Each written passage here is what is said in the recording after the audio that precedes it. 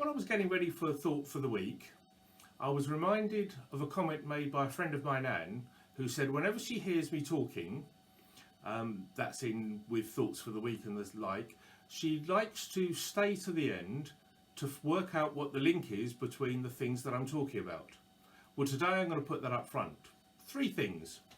A football club, any football club, it doesn't really matter, there are other football clubs. A dog. This one's Maisie. Again, there are other dogs. And a symbol of hope. And I've got that one up on the wall there, which is the rainbow of hope, the stay safe that we're talking about during the pandemic that we're in. So, what is the link between those 3? Well, the link is loyalty. I think if I said to you loyalty initially, maybe the first thing you think about is probably the dog.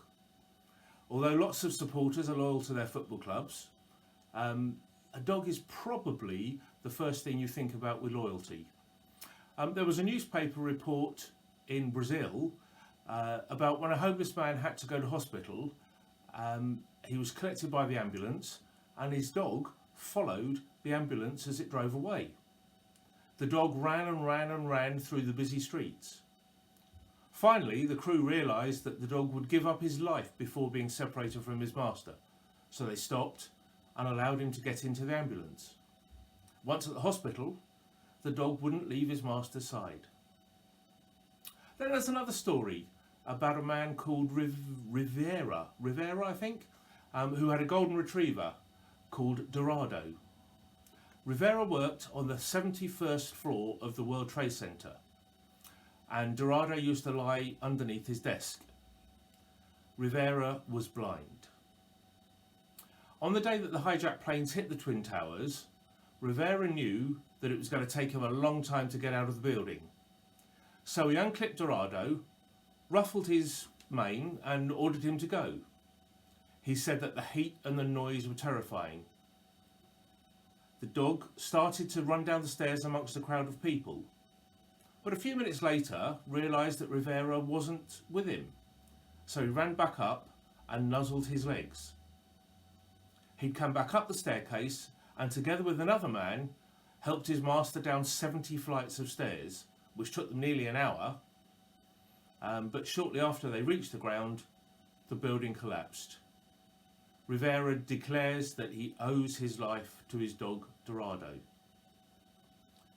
There are many other wonderful stories about dogs' amazing acts for their owners, showing loyalty to them, even when it costs them their lives.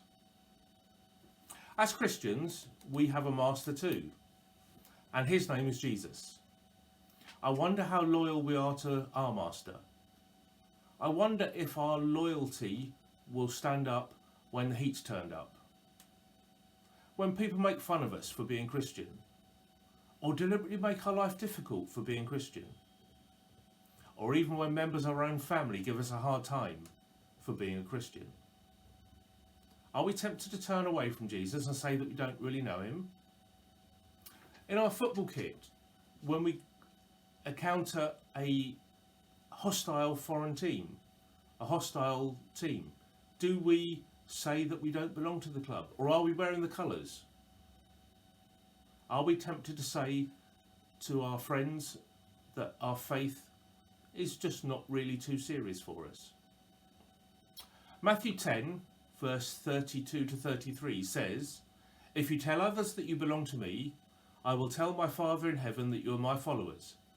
But if you reject me, I will tell my Father in heaven that you don't belong to me." It matters to Jesus whether we are loyal to him or not. If we are loyal to him now, then when we stand before him face to face one day, he will tell our Father in heaven that he knows us. I can encourage you today to be loyal to our Master. Being loyal to our Master brings me to the third thing that I talked about earlier, and is hope, because Jesus will give us hope. I've concluded this morning with a song that I really find encouraging, and I'd like you to listen to that song now. So have a good week and stay safe.